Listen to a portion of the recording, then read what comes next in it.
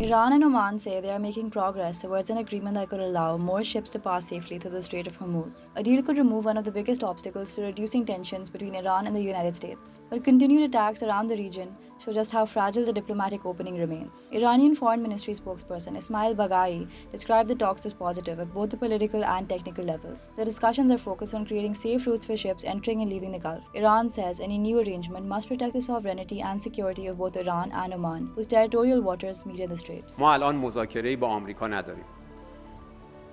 مذاکرات با عمان هست، متمرکز بر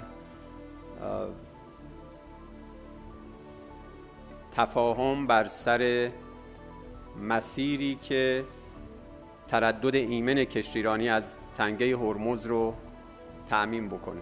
Iranian state media reported that the proposed corridor would eventually replace the existing northern and southern shipping routes. The final structure has not been agreed, but the discussions cover how the waterway would reopen, what security arrangements would apply, and whether ships would pay for maritime services. The Strait of Hormuz is one of the world's most important energy routes. It connects Gulf oil and gas producers with global markets, which means any disruption can affect shipping costs, fuel prices, and economies far beyond the region. Iran tightened its control over the waterway on February 28th after the United States and Iran launched joint attacks on Iranian territory. The Iran restricted passage for vessels linked to either country. The United States later carried out several rounds of strikes on Iran, saying it wanted to weaken Tehran's ability to threaten commercial shipping. Iran responded with missile and drone attacks on American military facilities across the region. The dispute over Hormuz has since become central to efforts to prevent another escalation. U.S. Secretary of State Marco Rubio says Washington is involved in the negotiations and that progress has been made, although no final agreement has been reached. U.S. Treasury Secretary Scott Bessent suggested a deal could come within days. Diplomatic sources in Tehran have also indicated that an agreement may be close, but Washington and Tehran continue to describe the talks differently. US officials say they are involved in the process. Iran maintains that it is negotiating with Oman, which is acting as an intermediary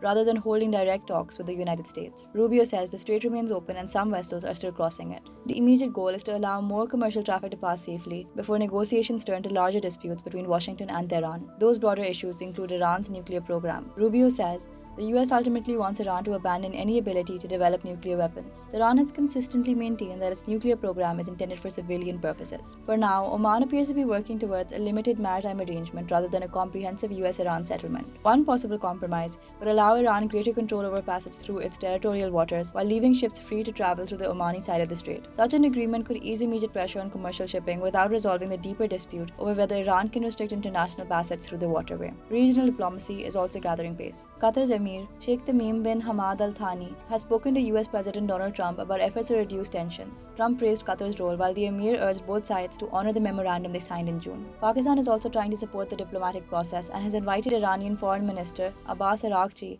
to Islamabad. It is not yet clear whether that visit will take place. Pakistan has a direct interest in keeping Hormuz open. Any prolonged disruption could increase its oil import bill, put pressure on the rupee, and raise the domestic cost of fuel, electricity, and transport. But even as diplomats report progress, attacks elsewhere in the region are keeping the risk of escalation alive. An Indian cargo vessel sank after being struck by a projectile near Yemen on Tuesday. All 14 crew members were rescued by the Yemeni Coast Guard. The source of the projectile was not immediately established. Saudi Arabia also suspended operations at Najran airport after Yemen's Houthi movement claimed a drone attack on what it described as a sensitive military site. A regional source told AFP that the airport's main radar had been hit. The Houthis said the attack was a response to Saudi drone operations over Yemen. The group declared a maritime blockade of Saudi Arabia last month and has since claimed attacks on commercial ships, oil tankers, and energy infrastructure. Saudi Arabia has responded with strikes against Houthi positions. Meanwhile, Israel and Lebanon are holding a separate round of US-mediated talks in Rome. Those discussions cover Hezbollah's disarmament, Israeli military redeployments from southern Lebanon, and the restoration of Lebanese government control along the border. Together, these developments show the limits of the current diplomatic push.